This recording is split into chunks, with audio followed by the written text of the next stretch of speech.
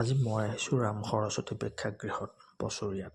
কুশলকুঁৱাৰ high school প্ৰাংগণত অৱস্থিত এই প্ৰেক্ষাগৃহটি আজি এক বিশেষ অনুষ্ঠানৰ আয়োজন কৰা হৈছে। কুশলকুঁৱাৰ হাইস্কুলত যিসকল ছাত্ৰ ছাত্ৰীয়ে 1984 চনত প্ৰৱেশিকা পৰীক্ষাত উত্তীৰ্ণ হৈছিল তেওঁলোক আজি মিলিত হ'ব।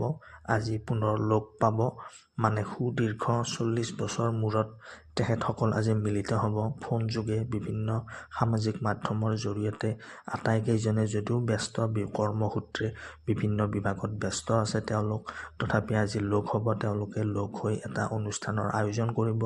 ইতিমধ্যে কেইগৰাকীমান আহি পাইছে আৰু কিছু সময় পিছত আৰু গোটেইকেইজন আহি মিলিত হ'ব। লগতে তেওঁলোকৰ যিসকল শিক্ষাগুৰু এতিয়াও জীৱিত আছে তেওঁলোকক সম্বৰ্ধনা জনাব, সেৱা গ্ৰহণ কৰিব। আৰু আমাৰ মাও এই বেটছটোতে আছিলে, সেয়ে ময়ো আহিছোঁ আজি মাক থ'বলৈ, লগতে অনুষ্ঠানটো উপভোগ কৰিবলৈ। সন্ধিয়ালৈ আকৌ সাংস্কৃতিক অনুষ্ঠানৰ আয়োজন আছে।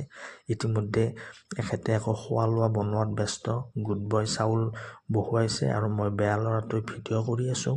সন্ধিয়া আপোনালোকে জুনিয়ৰ ভূপেন হাজৰিকা খ্যাত জিতেন শৰ্মাৰ গীত পৰিৱেশন কৰিব, আমি সকলোৱে উপভোগ কৰিম। এয়া মই দেখুৱাই আছোঁ ৰাম সৰস্বতী প্ৰেক্ষাগৃহ কুশলকুঁৱাৰ হাইস্কুলৰ প্ৰাংগণত থকা